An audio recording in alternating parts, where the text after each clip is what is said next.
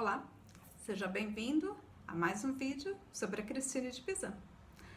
Hoje falaremos sobre o público leitor da Cristine. Quem foi que leu uma mulher feminista lá do final do século XIV e início do século XV? Muita gente leu a Cristine, muita gente. Seus textos foram traduzidos para o inglês, para o português, né? Tivemos duas traduções para o português, uma ainda no final do século XV e a outra no início do século XVI. Além das traduções para o inglês, para o português, tivemos também tradução para o alemão. Então, como podemos imaginar, muita gente leu a Cristine. E o seu público-alvo era principalmente quem podia pagar pelas suas obras, ou seja, a nobreza, homens e mulheres.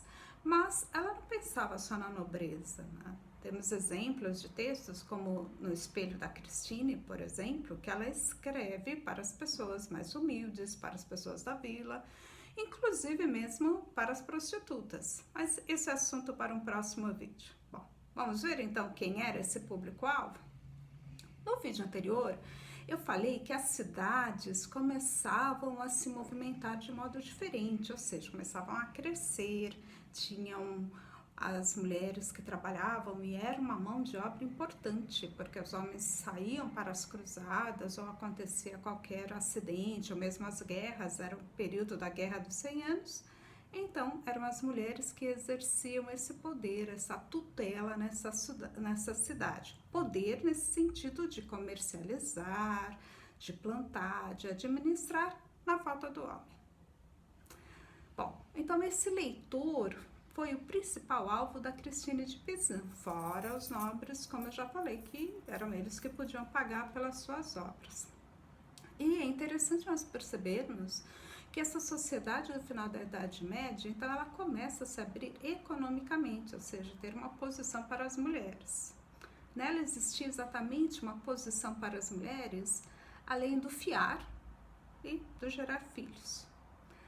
A autora teve essa perspicácia, ou seja, ela conseguiu perceber e atender ao chamado da sua missão. Qual era a sua missão? Restabelecer a dignidade feminina, principalmente se fazendo ouvir pelos poderosos, como eu já falei. Por quê?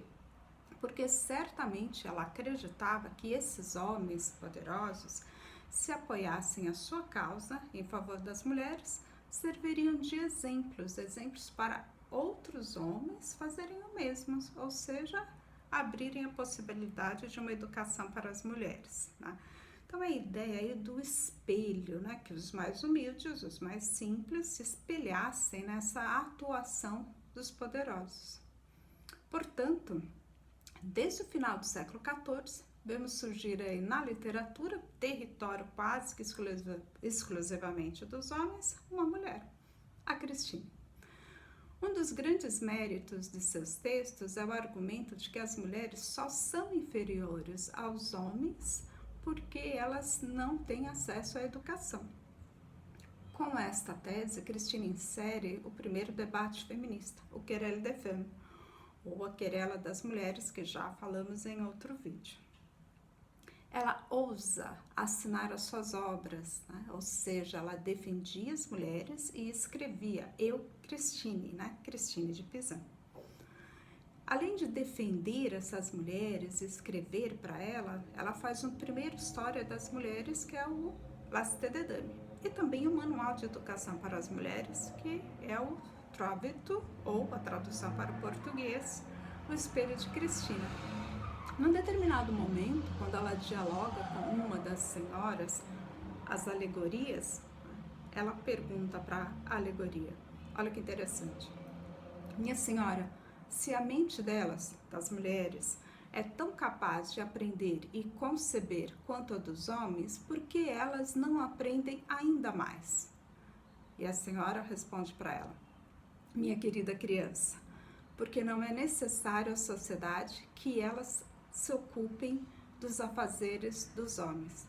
Olha que interessante. Então ela percebeu que economicamente essa sociedade aí do final do século XIV, início do século XV, precisava da mão de obra das mulheres, precisava das mulheres economicamente. E é nesse momento que ela percebe que as mulheres precisam ser educadas. Muito bom, não é? Um abraço e até a próxima.